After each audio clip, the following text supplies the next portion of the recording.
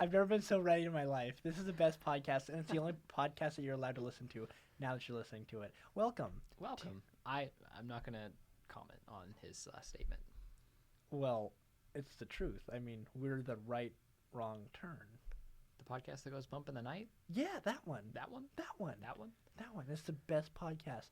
It It's really the is. only podcast that you should really be listening to. Otherwise, those other ones, those other boys, they're just playing. They're going to break your heart. We won't, though. We won't. We'll be here to support you and love you Forever.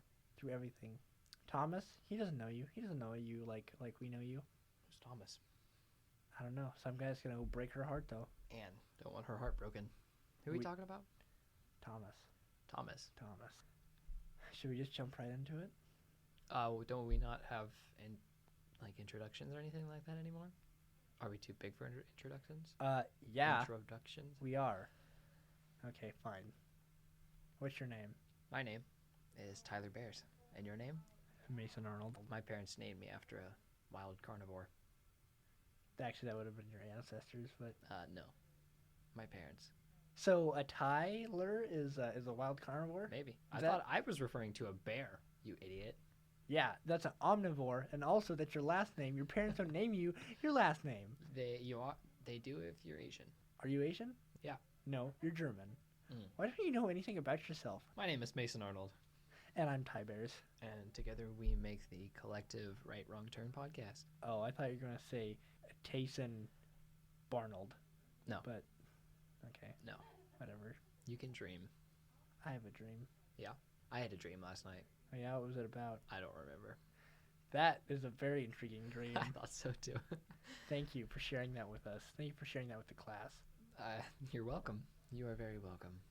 Tyler, I understand that you volunteered to go first this time around? Yeah, absolutely. That's what I will be doing. I will be giving you a nice primer, a nice warmer. Wonderful. So it's like an appetizer for my story, which is the main course, right? Yeah, Yeah. I kind of like that. Right. I kind of like to think of mine more as like breakfast and yours as lunch. Actually, I think mine's breakfast because breakfast is the most important meal of the day. Excuse me, but you don't eat breakfast after lunch, you stupid idiot. I said that's why mine should be breakfast. You could eat breakfast for lunch. Fine, go ahead. Go ahead of me. I hate you. Okay, anyway, should I just jump right into it? Yeah, just jump right. What are you talking about? Tell us what you're talking about first. Well, I'm talking about the Shadow People of Marvyille, Missouri. Oh, really? That's right here where we are. Yeah. Maryville, Missouri. Maryville, Missouri. I hope Maryville, that Missouri. sounds familiar to you. And if you're listening out of Maryville, Missouri, and you have no idea where the heck that's at, well, maybe you should look it up. That Maybe you sounds should. really condescending. You should look it up. It's a nice little town. It's a fun little town. No dark history here. It's quaint. Anyway. There's a lot of dark history here. Yeah, there's probably. a shoot ton of history. A shoot ton. A shoot ton. How much is in a shoot ton? Metric shoot ton. How much is that? A whole lot. A whole lot of shoot? Yeah, a whole lot of shoot.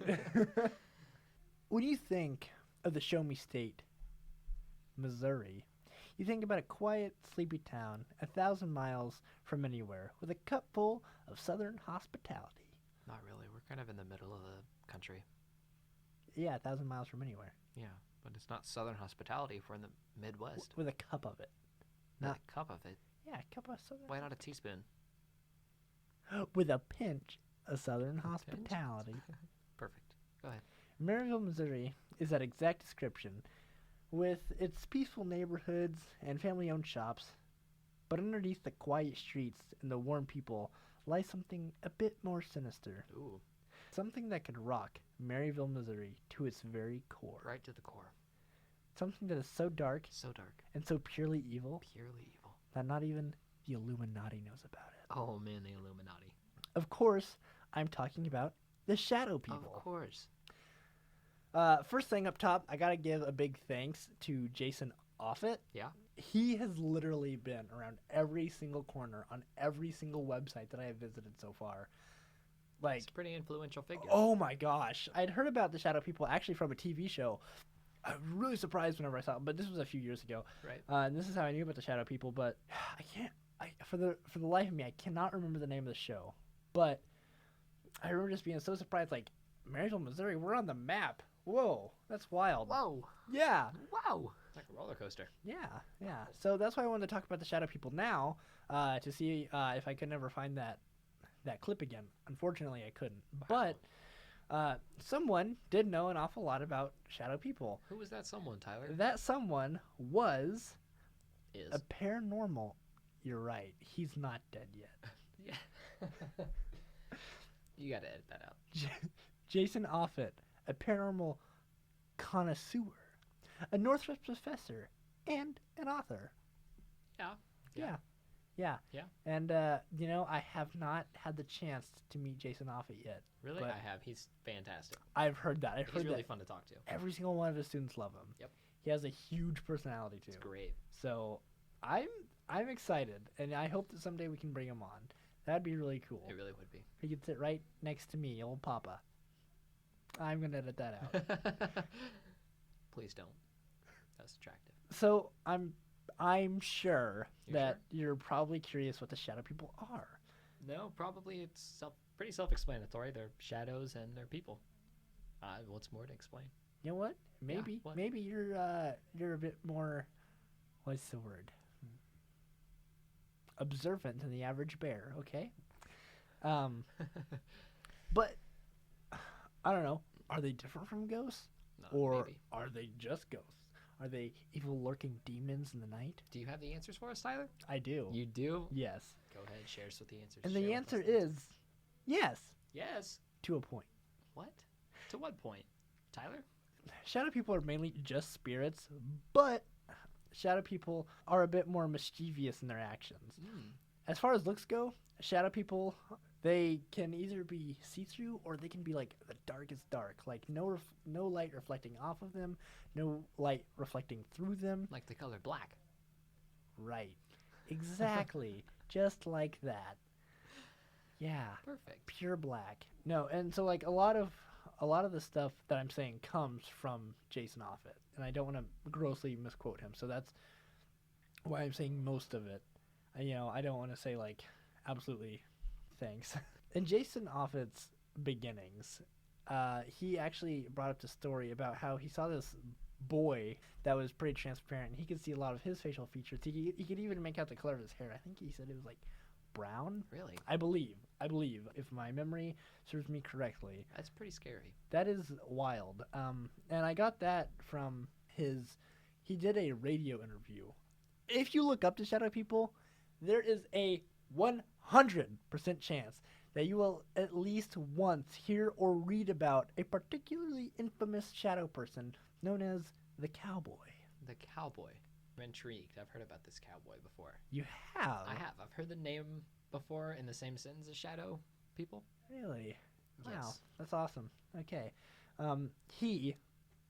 It is called the Cowboy because it's tall, dark, nearly featureless, and the figure looks like it wears a Stetson, which is a cowboy hat. I was going to say, because none of that description prior to the Stetson gave away any part of a cowboy. He was tall, he was dark, and he had no recognizable features. It's not what a cowboy is. Wait, you're telling me that's not exactly what a cowboy is? I sure hope not. Otherwise, Oh. the old Wild West was more scary than I thought. Oh no.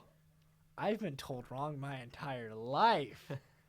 Oh my There's no gosh. need to be sarcastic. There isn't no Probably need. is. There is.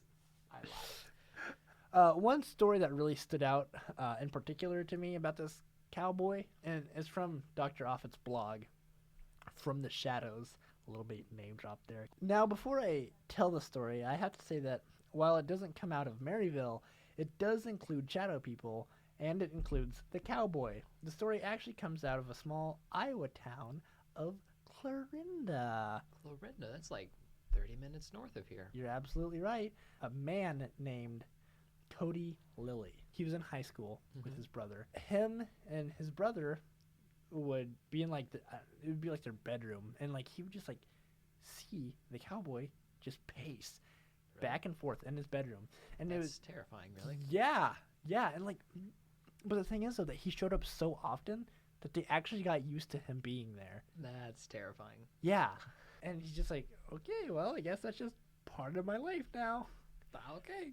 Once that was over, he went to college, and he thought, okay, the cowboy man, he's got to be gone, right? It's just a figment. Just yeah. a figment of my imagination. Well, yeah, because most people, when they think of ghosts, they think of haunted houses. But haunted houses, as you may or may not know, are different from haunted people. What? What? Yeah, I knew that. So he started to see this shadow man, this cowboy, around in college. He's like, what the heck? A few years later, he's in his truck, and his truck wasn't starting, and he had like a lot of other things on his plate. He was extremely stressed out. Wait, my girlfriend, that is now my fiance, is in Kansas City, and I am in Omaha. I was crashing with my friends there, he said. My car crashed, acting up. I'm in the process of looking for a job, finding an apartment, buying an engagement ring. I had a lot of stuff on my mind, which might have brought up what happened. And that Right. was a direct quote from the Shadows. From Cody? Oh, well, no, from the blog. From the blog. Right. Which I'm assuming is from Cody. Right, yes, like that, like what was just said there was from Cody. Okay, perfect. Yes. Trying to fill in the blanks. Yeah, no, sorry, I didn't mean to like just confuse everyone. Oh, there. yeah, no, you got me good. Good. Trip me right up. Good. Anyway, this ghosty fella, The cowboy? another direct quote from the blog says, I'm sitting in my car on the phone with my mom, Lily said. I'm a horrible man because I don't know much about cars, but my mom does. As Lily described the car's behavior to his mother, he noticed a movement in the corner of his right eye. Uh-oh. Lily turned towards the passenger side window and saw it. The shadow man that once tormented him in the night. The cowboy. Wait, so he saw it full on? Yes, he absolutely saw it full on. And then it doesn't stop there. It gets wilder. Oh, shoot. I'm ready. Let's do it. The cowboy reaches out his arm and taps on the glass twice Uh-oh. and just fades into the air. Oh, no. So it was so powerful that he actually heard it. Like he looked at it full on and he heard it tap on the glass. That is so freaky to I'm me. so glad it's daylight outside and Yeah. I have to walk back to my car alone in the dark. No kidding. Since Lily had all this stuff on his plate, he started to think maybe the cowboy was just feeding off of all of his fears and all of his emotions. Yeah. You know, with him being so stressed.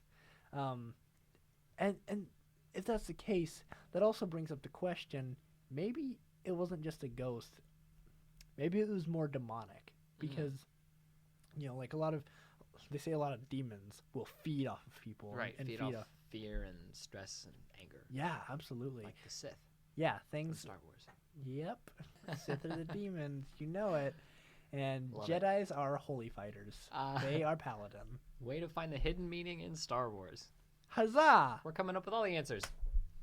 Woo. Woo. We do a lot more things here than just tell stories on the right wrong turn. Also do engagements. Okay. Yeah. we do just the engagements, not the weddings. That's up to you. We just do engagements. Yeah, we find a good place for the engagements. Yep. We propose for you or to you, whichever you prefer. And we'll just set up the engagement, and that's all we do. We won't do the wedding. Just kidding. We're not doing any of that. If someone proposes to me, I'm depending on who they are. Like, I mean, if it was the cowboy, probably would say no to him. Oh, come on now. He's probably lonely. Yeah, but he's gonna feed off my stress. Yeah? Yeah.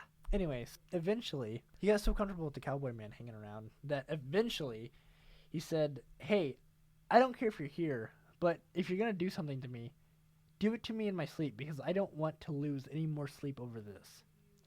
That's just inviting trouble, isn't it? Surprisingly, Lily said he stopped coming around so often after that. Probably just came around in his sleep. Maybe. That's the invitation. That's the notion that I got. Or maybe the cowboy man's like, gosh, that guy's kind of a jerk. I just wanted to be his friend. I was just trying to hang out with him. It's like, let me in the car. I want to listen to Katy Perry with you. I want to hear you vent, brother. Exactly. I'm coming around when you're stressed. I want you to cry on my ghostly shoulder.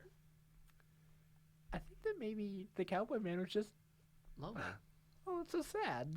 I know. I'm sad. I'm crying. Look at that. We've just humanized a demon. The last thing in my notes right here is I wanted to ask you a question. I'm ready to answer any Have question. you ever... sorry. You ready for what? I'm ready to answer any question that you may have thrown in my possible direction there, Tyler.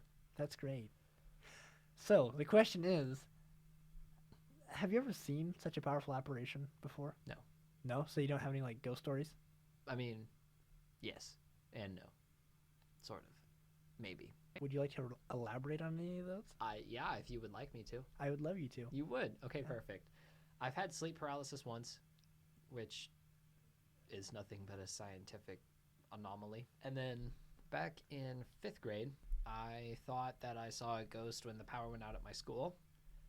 But then as I got older and started thinking about it more, it was just a few days or a few weeks after I split my head open. So I was probably definitely hallucinating. Unless you're holding in inner demons, and whenever you split your head open, they start to come out. So Not they possible. Seep out. And then, Not possible. Why? I don't have demons. Everyone has demons. I am demon free. You must not listen to enough Imagine Dragons. I don't. Why would I imagine dragons? They're all dead. They've never existed. They have. Actually, that's a lie. They do exist, and they're still alive. Have you ever heard of a Komodo dragon? Shut the hell up. It's a real dragon, I promise. Look it up. It doesn't spit fire or fly, but it crawls and looks intimidating sometimes. It's got a snake tongue, too, It's not in the I think. like its phylum isn't dragon. It's lizard. I don't know, like a lizard? Like the water runner? Jesus lizard? Jesus lizard. We are hilarious. I am hilarious. You are hilarious. Not you. And You're I am just straight. I'm confused. Yeah, you are. That's be a good Christian boy and settle down with a woman. Oh yeah. Yeah. Are they even called Komodo dragons? Because the more I say that and think about it, the more I realize that I could be wrong. Yes, Komodo dragon. Because I think a kimono is something that Asian people wear. No, I thought it's Komodo dragon. Oh, is it? Oh, I think you're right. I also have some ghost stories. You do? I do. Let me know. Well, okay, so I used to live in between Coyne and College Springs, Iowa. Really? Yeah, I lived on J52. J52? There was a lot of crazy stuff happening. Really? Like robberies and No, break-ins? no, not like Hangings? not like that, but more like The excessive usage of a guillotine? no, Oh. none of that actually. Whoops. Sorry. That's surprising. By crazy stuff, I meant like paranormal activity crazy. Ooh, like the movie? We did watch that movie in there. I like that movie.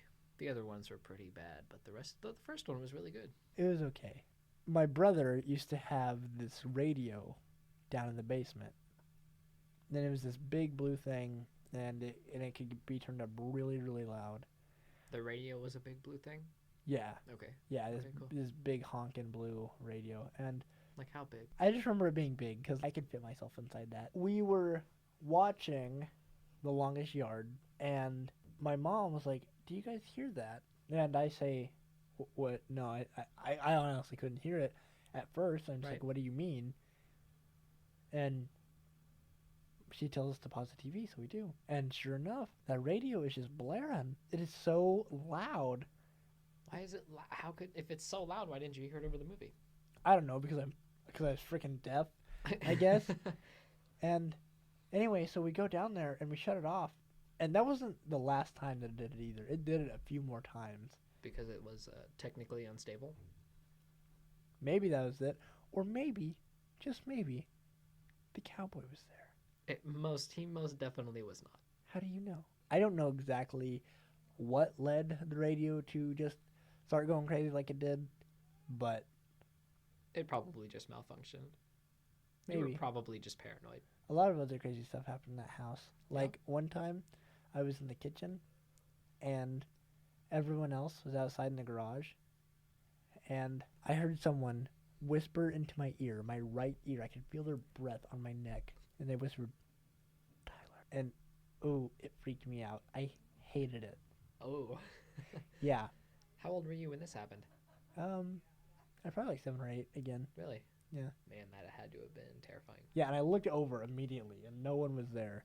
So course no one was there. Why would they want you to see them?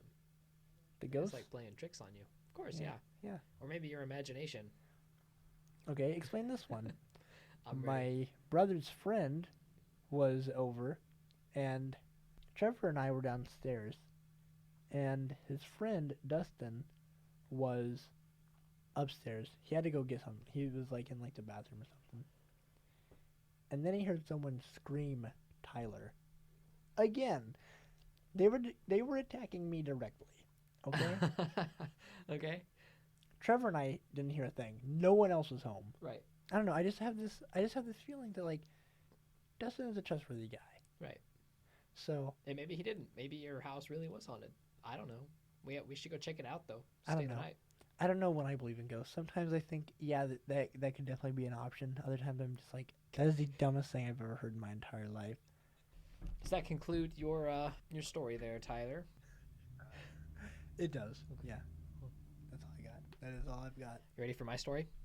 Are you ready for my literally killer story? The topic that I am telling you about today, Tyler Bears, is Mr. Robert Berdella Jr. Better get used to that name because I'm going to say it a lot.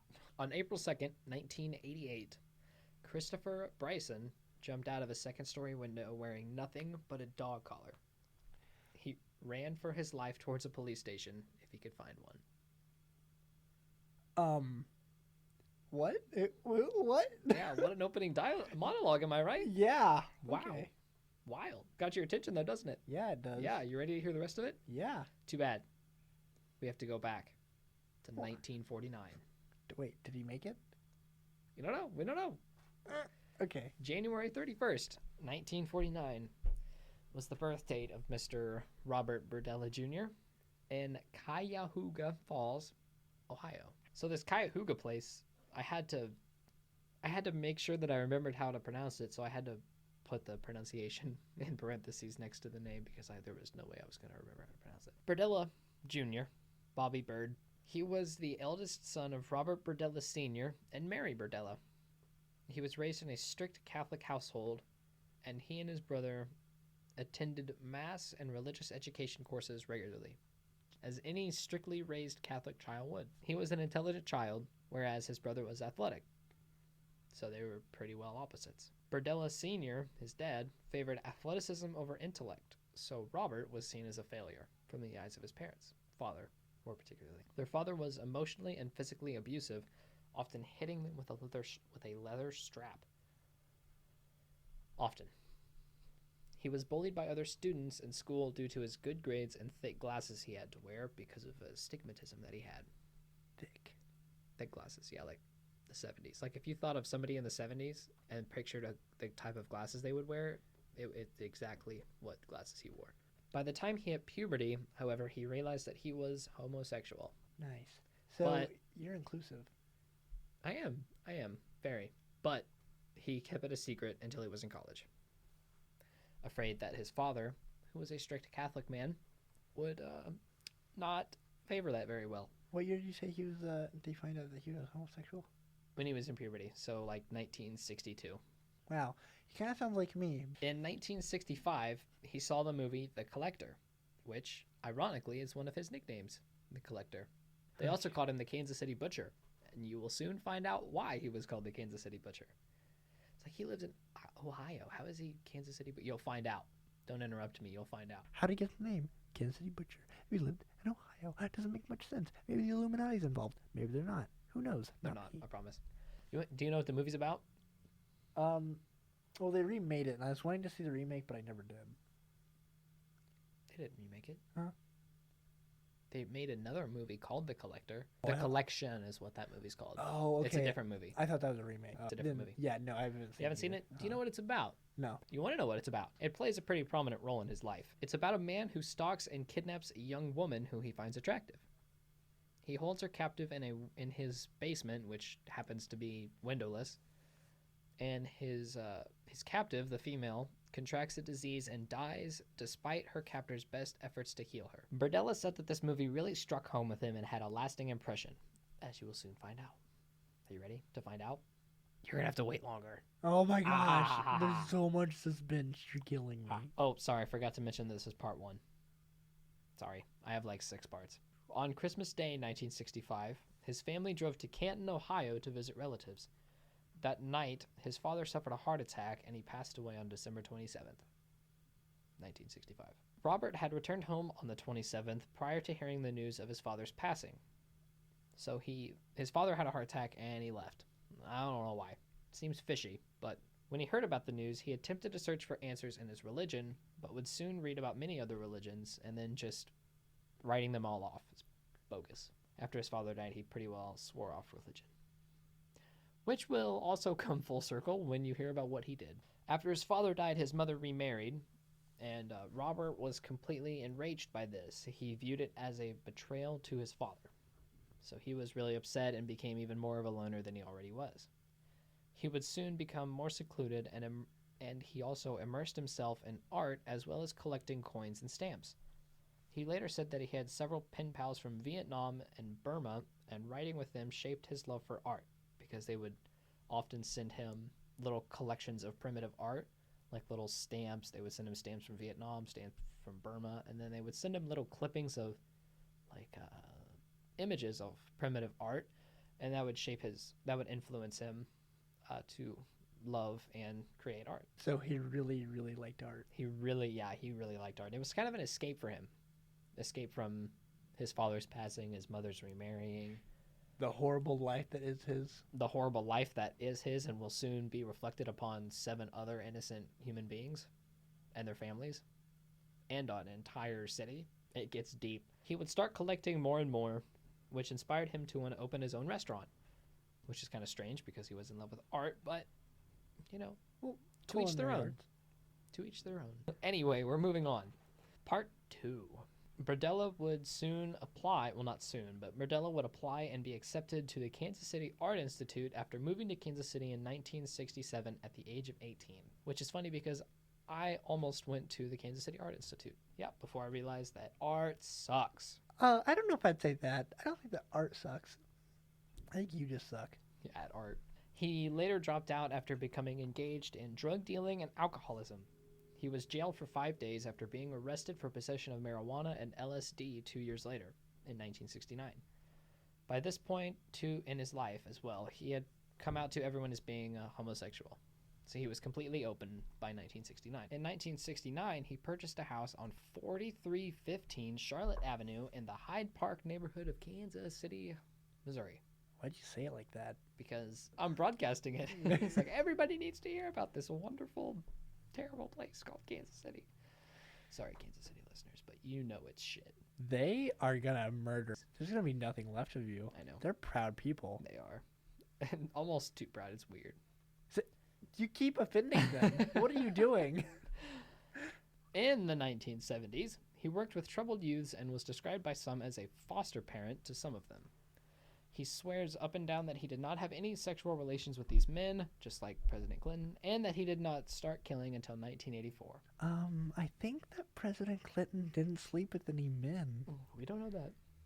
He lied about his affair with Monica Lewinsky, so we don't know what else he lied about. He's a politician. They're born and bred to lie, right? Excuse me. Yes, Mr. Poli-Sci? Yeah, you know what you did wrong. Are you going to go be the first gay president? That'd be really cool. It really would be. But I think that some other people are in front of me before I do that. Where would you like me to restart? That's what my dad said after my mom started crying when I was born. I thought you were going to say after I came out as gay. You'll have to figure out a way to get through that because that's incredible. That was a great back and forth. He swears up and down that he did not have any relations with these young men and that he did not start killing until 1984. So by this point, people really liked him. The troubled youths really liked him. The other people in the neighborhood he was really well respected in the community by this point in his life. And he was so well respected, in fact, that he helped organize charity functions for local TV stations in the early 1980s. He started working at several different restaurants as well in Kansas City and soon found himself as the senior chef at many of them. He opened his own booth, Bob's Bazaar Bazaar, or Bob's Bazaar Bazaar, in 1982 at the Westport Flea Market. Bet you've got some real questions right now. Yeah. What the heck is a bazaar? A bazaar? A bazaar is like something strange. Like, wow, that's weird. Sorry. That's bizarre. I meant, what the heck is a bazaar? Oh, bazaar. Oh, a bazaar's a Middle Eastern marketplace. You're a Middle Eastern marketplace. Uh, Your mother is the Middle Eastern don't you even marketplace. go there. I will freak you up, man. But anyway, back to I found several articles that said Bob's Bazaar Bizarre, and I found several others that said Bob's Bizarre Bazaar.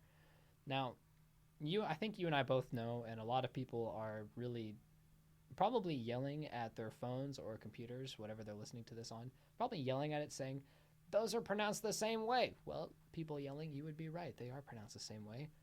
But I wanted to make the clear distinction, so I didn't say Bob's Bizarre Bazaar or Bob's Bizarre Bazaar, and you wouldn't know what I was talking about. You're welcome. Just making everything clearer. Yeah. Be a little bit more... Grateful?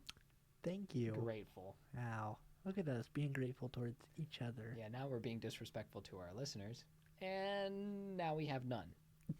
Maybe that was quick. Maybe wow. My parents are still here because they have to be. Because I'm playing this on an endless loop for them to listen to. You know, since I don't really know your mother that well, the only person I like really envision like thinking about like listening to this podcast is like your mom. Like whenever I think of like the audience, I always think of your mother just listening in, being like, just my mom. Yeah, those two are doing just so well. I just love them. I don't even know what your mom sounds like, but I'm just imagining. She's a great lady. You're great. Shout out to my mom. I love you, Mom. She's my mom. No, she's my mom. After opening the booth, he ceased working as a chef, which he was not happy about.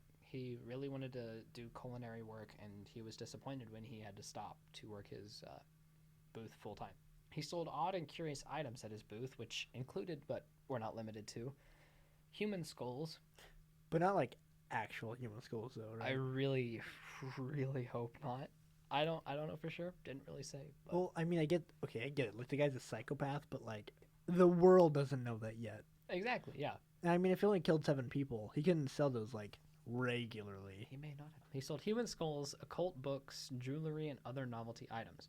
It was around this time where Berdella would start to be more respected and highly regarded from his peers because he was so kind and helpful to everyone. It was here where he met Paul Howell, a fellow merchant at the flea market.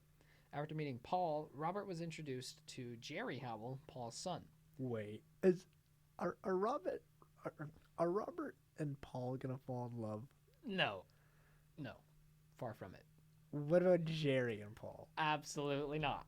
I mean, one of them's gonna fall in love with the other one, but no. Don't you dare awe at that, because the next bullet I have will make you hate one of them. It's like a rom-com. No, it's really not. It's really not. Like, one falls in love with the other one, and then, like, it's like, so you're telling me I married an ex-murderer, and then, like, aww. Except he didn't use an axe. I'll tell you in a few minutes. Yeah, I bet you're excited now, aren't you? Jerry and his friends soon began to bully Robert because of his sexuality. So by this time, Jerry was 17, 18, and he had a group of friends, and they would bully Robert because he was gay. Nice. There is nothing that makes you feel more like a man whenever you're being bullied by people that are younger than you. I can't comment on that. Well, I ignore bullies. I'm not saying that, like, he really had much of an option. Like, you know, there's 3 of him and 1 of him. Or maybe there was more. I didn't really say. Who knows? But still, like, I feel for the guy. But you'll find this funny. Berdella later said that Jerry confided in him. That was funny. That's Thanks. not the part you'll find funny. Oh, okay. That wasn't supposed to be a joke, but I'm glad you found. Berdella said that Jerry and his friends would earn money as male prostitutes. Nice. I like the silence. That is... That's like a classic playground insult right there. Yeah, it is. Like, you're gay. Well, you're a male prostitute. Gotcha, bitch. Paul Howell had relocated his business by this time, and he and his family moved with it. So, and despite the fighting, Jerry and Robert kept a friendship after the move. So I'm assuming that all of their arguments back and forth were just in good spirits. And they became friends. Jerry turned 19 in 1984. 19 in 1984. Part 3. Are you ready for part 3? Jerry Howell disappeared in early July of 1984. Oh, shit. Berdella was suspected by the family to have been behind the disappearance. Why, I hear you asking so stubbornly. But why, Mason? Well, I'll tell you, Tyler. Okay, great. Thanks. Well, because Berdella had agreed to take Howell to a dancing contest. Berdella was questioned about the disappearance, but said that he took Howell to the concert but dropped Howell off somewhere near his intended destination and had not seen him after that. So the cops believed him because he was so well respected, because of course they did. And it was just believed to be a classic case of a runaway.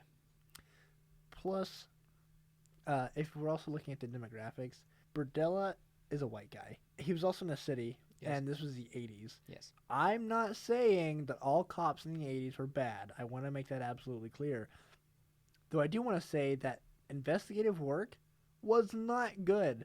In the 80s, or in the 70s and 80s, there were so many serial killers. And part of the reason was because investigation was so poor. And once all these serial killers started to come out, it got so much better. So much better. But did it really? It did. Like, well, how many serial killers do you hear about now that are still out and people don't know who it is? There's the Zodiac Killer. Mm-hmm. Who The else? Night Stalker, the original Night Stalker, is one of them. Okay.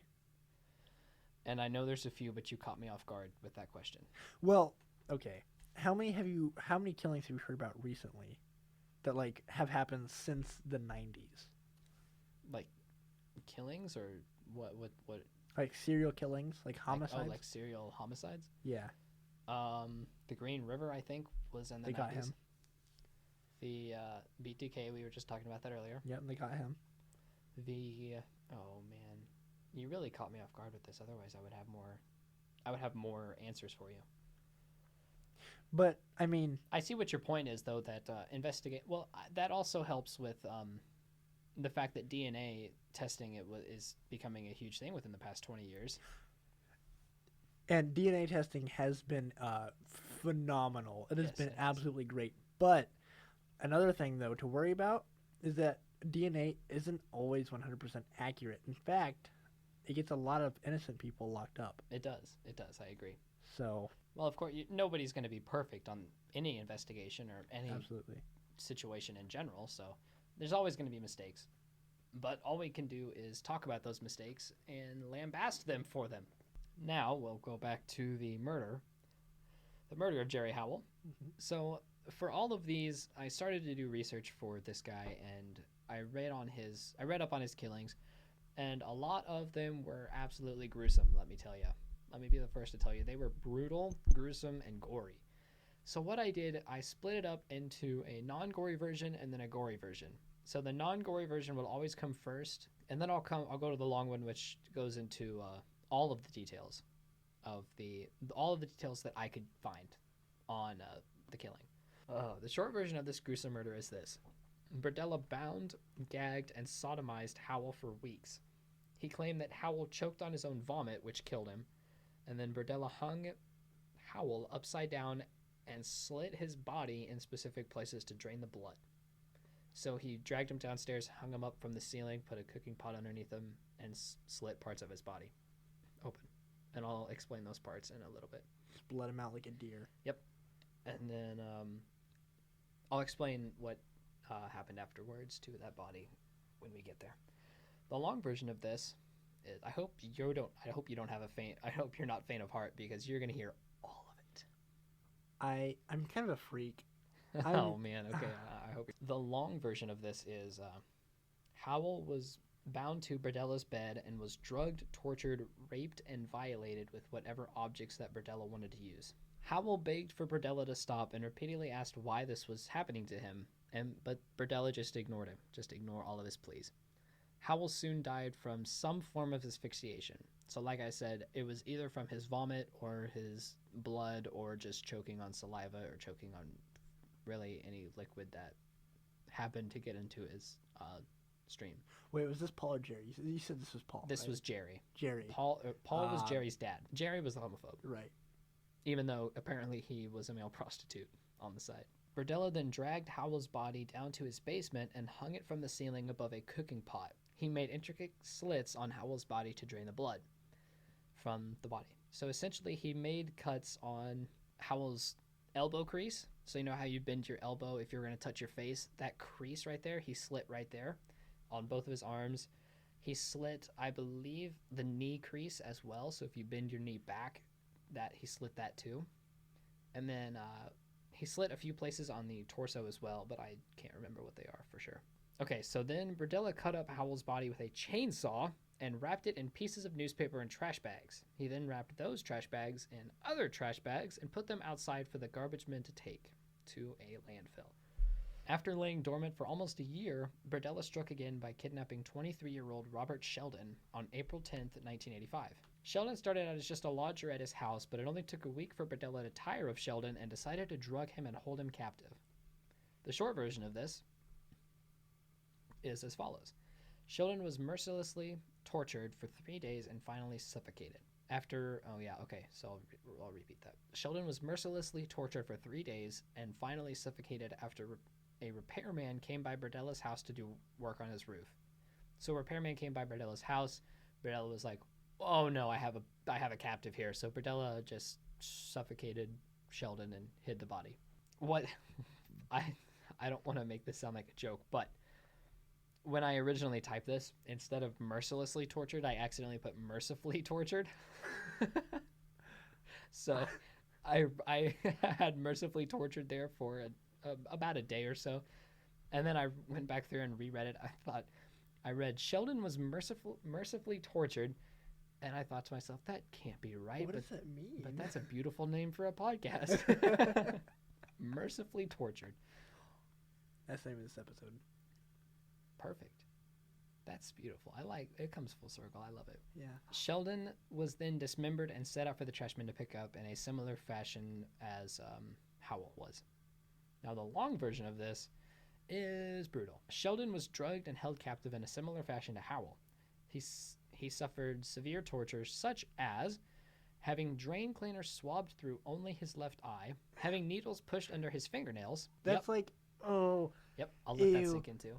Ew. That's like whenever people would say, "Oh yeah, I'd love to stick a toothpick underneath my toenail and kick a wall."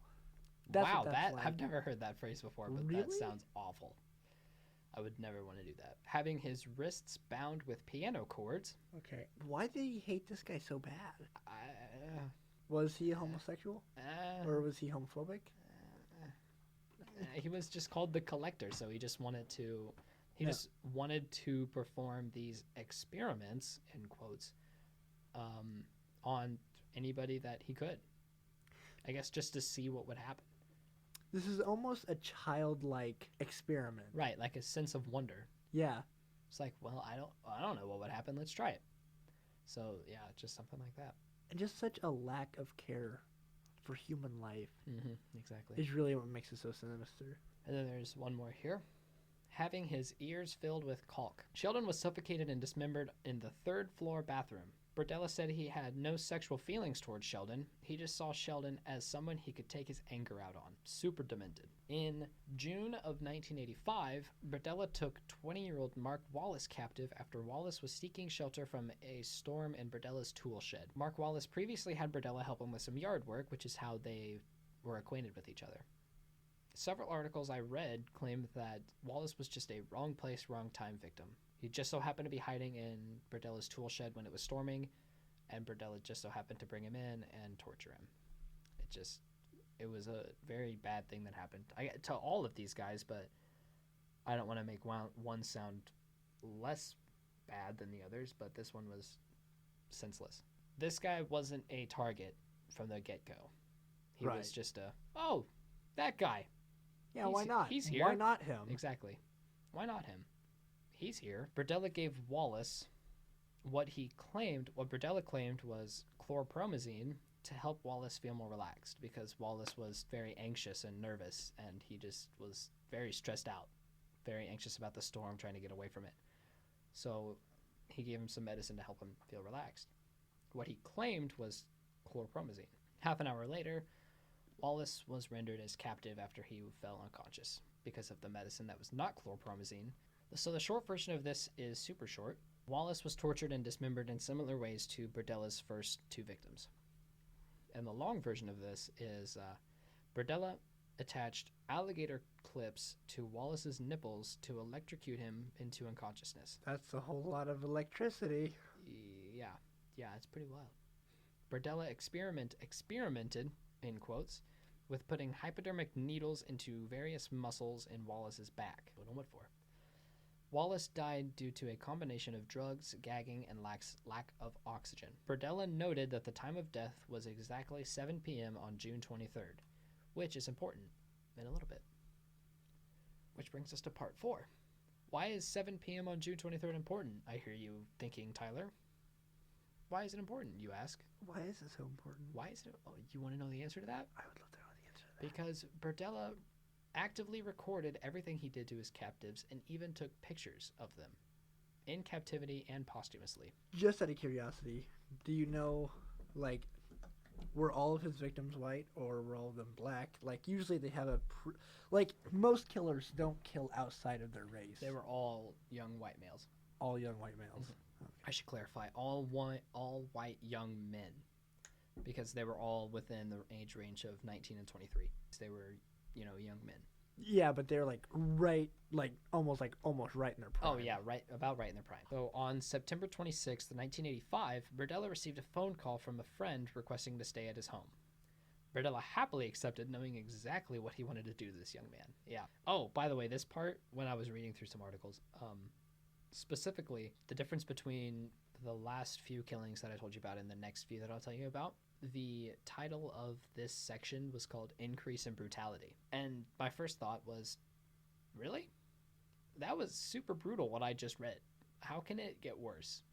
But don't worry, it does. Or do be worried.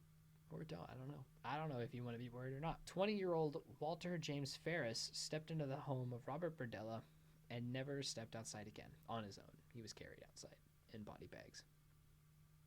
Several because he was dismembered. Despite the clear torture of the previous 3 victims, Ferris was the first victim that Berdella openly stated was tortured, intentionally. So Berdella was very, very clear in saying that he did not mean or did not think that the others were tortured. Ferris was the first one in his mind that was intentionally tortured. Oh, okay. So the one before where he hooked the car cable, the jumper cables up to the guy's nipple. He's like, yep. Oh, I'm not torturing this guy. I'm just giving him a little bit of shock. Yeah, it's going to be real quick, okay? Experiments, in quotes. Experiments. Like a child in wonder. I thought this guy was supposed to be smart. Wasn't he like a art major or something like that? Yeah, he is smart. He evaded cops for 3 years. Yeah. he got a little blind to his... Is Berdella in his berserker mode then right now? Is he like killing very rapidly right now? At this point, yes. He had a total of 3 victims in 1985. Okay, yeah, that's definitely berserker mode then. Yeah. So, yes, his third. This was his third and final in 1985. So the short version of Ferris's terrible time there was he was drugged with tranquilizers and bound to Berdella's bed. He was tortured with electricity and needles for approximately 27 hours straight. And then Berdella proceeded with severe physical and sexual abuse until he recorded in his log that Ferris had died. The poor kid. Are you ready for the long version of this? Yeah. It's terrible, really. Yeah. Yeah, I guess I am. So the first bullet I have here, the torture included Berdella sending 7,700 volt shocks to Ferris's shoulders and genitals for up to 5 minutes at a time. That's the first bullet. At separate times. So he did this multiple times for up to 5 minutes. So they ranged from anywhere from 5 seconds to 5 minutes. I couldn't find an exact number because I didn't want to find an exact number, but it is pretty terrible. It also included hypodermic needles being stuck into Ferris's neck and genitals, and Berdella continued the physical and sexual assaults, recording in his log that Ferris was unable to sit up for more than 10 to 5 seconds, as well as he had very delayed breathing. And those two were directly quoted from his logs, his diary, if you will. The entry that pronounced Ferris's death roughly translated to "Stop the project," which is sickening in its own right. Yeah. Sorry, this is just a lot. It's a lot. I'm just thrusting upon you so much terrible information. Well, I mean, I could just like me putting myself in that situation, you know. Right. Oh, it's just horrible. It really is. It's just bad. Okay, so this is the 5th victim. Berdella was reintroduced to a 21-year-old male prostitute named Todd Stoops at Liberty Memorial Park when Berdella invited him over for lunch. Oh, I forgot to mention as well, I don't know if I wrote this down, but when he was going through that time in college where he was caught with LSD and marijuana, he would also regularly hang out with male prostitutes and pay for male prostitutes. That was just something small. So that also may have been where he met Todd. I just forgot to write that down. Stoops accepted and was soon taken captive for 2 weeks. So that was that day. Stoops came over and was just... Stoops also had a wife at this point. And it was only Stoops that went over. His wife didn't go. I don't think his wife was with him in Liberty Park. Berdella was extremely attracted to Stoops as well. So you can only imagine where that goes. The short version of this one, Berdella attempted to scare Stoops into becoming a cooperative sex slave. Various types of, quote, new torture methods were employed by Berdella against Stoops. Berdella refused to give Stoops the types of food and drink that he wanted, but did not starve or dehydrate him. It just absolutely outright refused. Like at one point I read that Stoops wanted a soft drink and sandwich, and when Berdella refused, Stoops started crying. Okay. I mean, okay. Yep. So the long version of this. That's what made Stoops start crying? Not the fact that it's like... I think that was just a breaking point. Oh, yeah. That was just like, that was the straw in the camel's back the straw that broke the camel's back, sorry. So the long version of this is Berdella delivered electric shocks to Stoops' closed eyes in an attempt to blind him. Berdella injected drain cleaner into Stoops' larynx to try to make him mute, which did not work. It just softened his voice. Berdella recorded in his log that Stoops wasn't able to keep anything down and that Stoops was so weak that he was unable to breathe while in the sitting position. Berdella had also ruptured Stoops' anal cavity with his fist. Yeah, that one blindsided me as much as it blindsided you. Okay. Yeah. At this point, I started nervously laughing because I laugh when I'm scared and nervous. It's a weird quality to have, and I would not recommend it for anyone because it makes you look like a psychopath. He assumed that Stoops had died due to a fever and massive blood loss, which probably is pretty accurate. In the spring of this is his this is his final killing, maybe, I think so. In the spring of 1987, Berdella met 20-year-old Larry Wayne Pearson. So we're moving on from Ferris. And by Ferris, I mean Stoops. Stoops was dismembered and discarded the same way as his other victims were. In the spring of 1987, Berdella met 20-year-old Larry Wayne Pearson. Fun fact about this killing was the one that got him indicted in prison. They only had definitive proof of this one because Berdella kept Pearson's skull in his freezer. Pearson intrigued Berdella by saying that he was interested in witchcraft and wizardry as a child. I should backtrack a little bit. Pearson and Berdella met when Pearson walked up to Bob's booth at the Westport flea market, and they started talking for a little bit, and Pearson told Berdella that he was interested in witchcraft and wizardry as a child, and that just caught Berdella's attention. Pearson then temporarily stayed at Berdella's house. Pearson willingly did chores around the house as a means to pay rent. So what I got from this was Berdella was so intricate in cleaning up every aspect of the murders so that nobody would be able to find it, because there's no way Pearson would have stayed there and done chores had he known what had happened in the house. So somehow Berdella cleaned it all up so well that nobody would be able to find out. Berdella said that he had no intention of taking Pearson captive. It was just a means to have the house cleaned and have some company. But he started to plan when he bailed Pearson out of jail. He bailed Pearson out of jail, and when he started the plan, he said he started the plan when Pearson joked that he was mugging male prostitutes in Omaha. Why he wound up in jail. Wait, I thought he ended up in jail because he kept the skull of Pearson. No, that was Pearson wound up in jail because he mugging male prostitutes in Omaha, Berdella bailed Pearson out of jail. And that was hearing the male prostitute story from Pearson made Berdella want to start a plan to take him captive. Got you. Okay. Had to settle all that out because that was confusing for me too. That night, the night that he brought Pearson back from jail, Berdella ensured that Pearson was drunk before moving him to the basement and tying his hands above his head. Now, my next bullet point here says, this one is a freaking doozy because even the short version is super long. So, Berdella tortured Pearson with electrical shocks and physical and sexual abuse before moving him to the second floor because Pearson had been so cooperative. Cooperative, in quotes.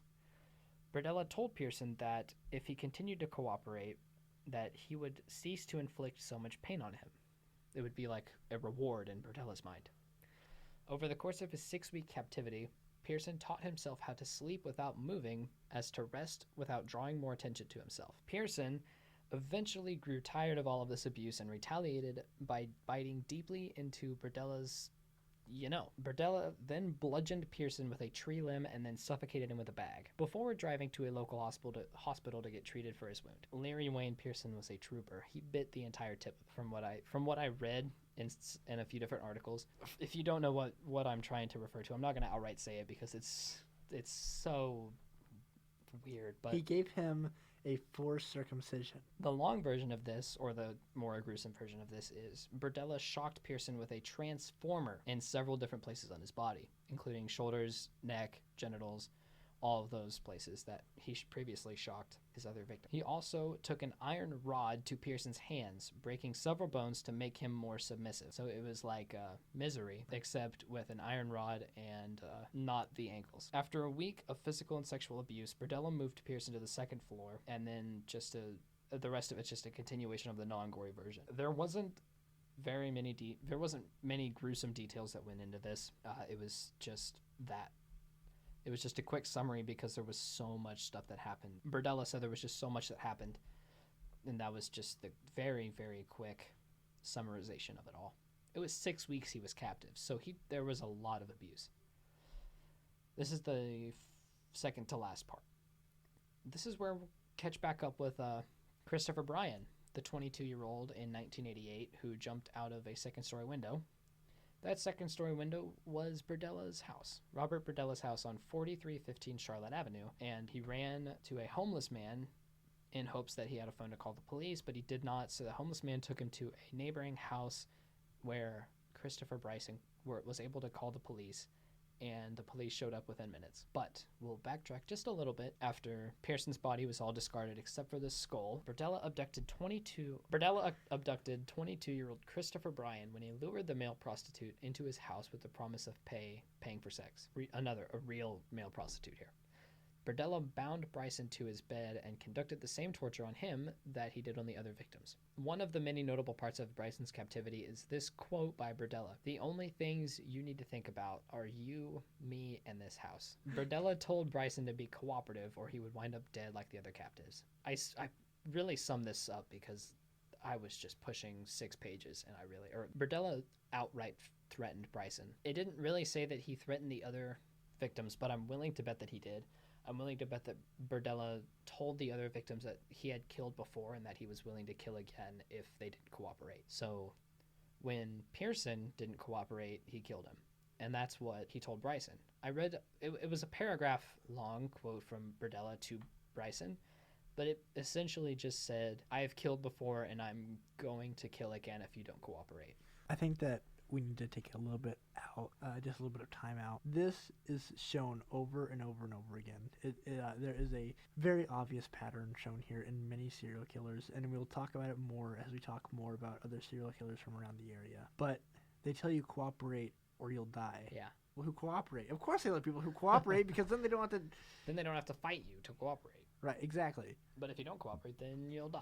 Bryson only escaped when Berdella had accidentally left a box of matches in Bryson's reach, and he burned the rope that bound to him. So why he was able to reach the box of matches, Bryson had planned his escape for a few days, and he eventually convinced Berdella to allow his hands to be bound in front of him as opposed to above his head because it was more comfortable for him. And Berdella was like, "Yeah, okay, cool.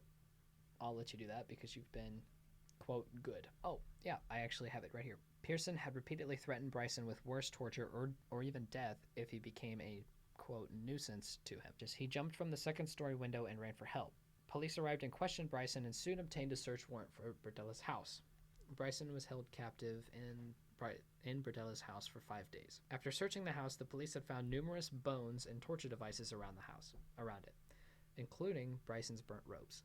So, I'm assuming they got the search warrant very quickly and not enough time for Berdella to come back and clean it all up.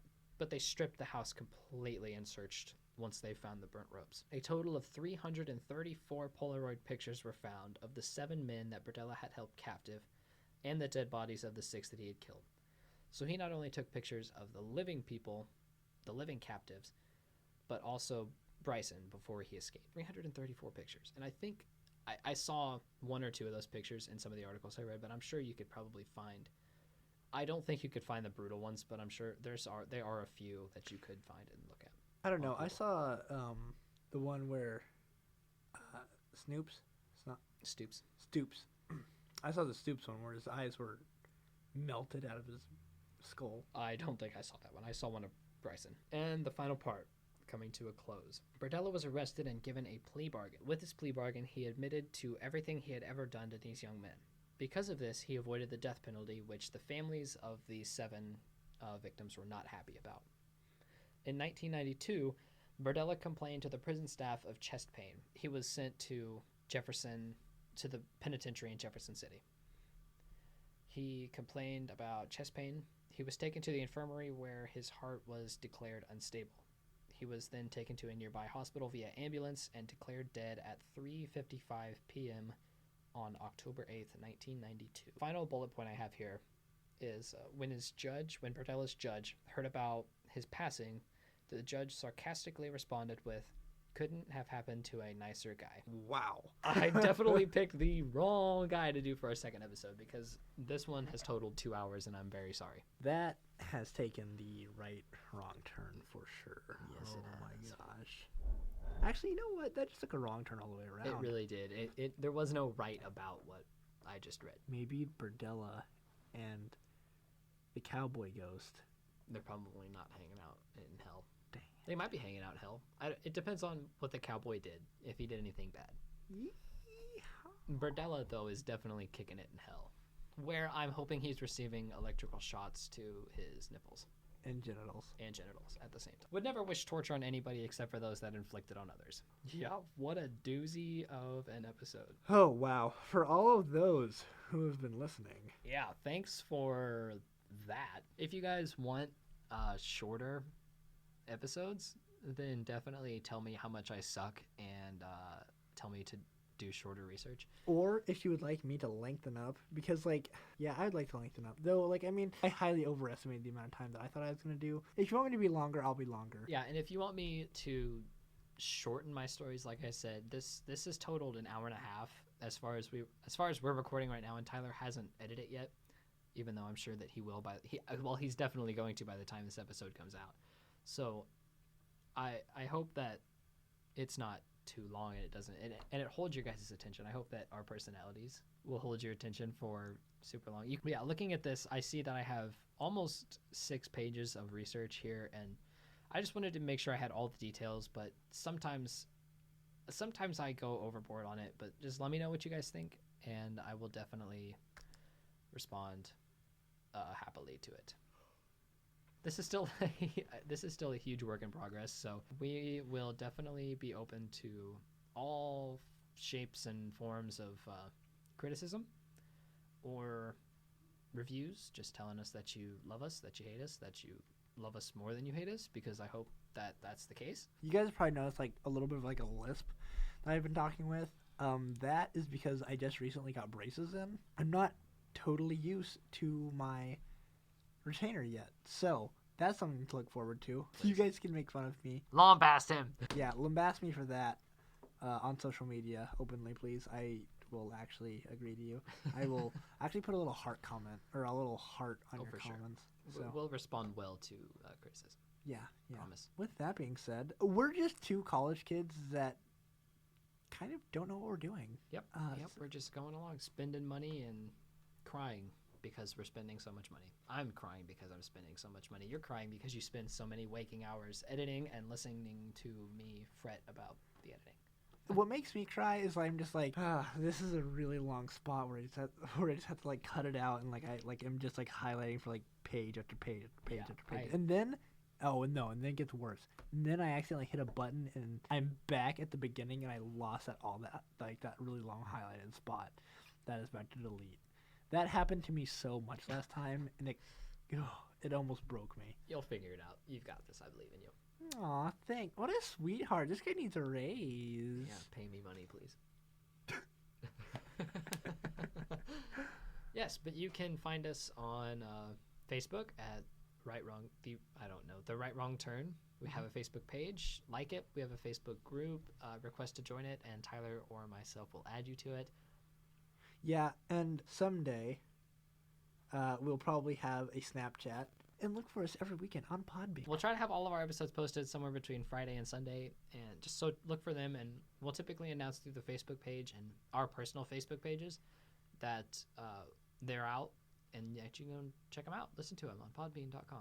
Yeah. Do you have anything else? I don't think I have anything else. Do you have anything else? I don't have anything else. Until next time, if you see a turn, go down it. Take it. Take it. There you go. It might just be the right wrong turn.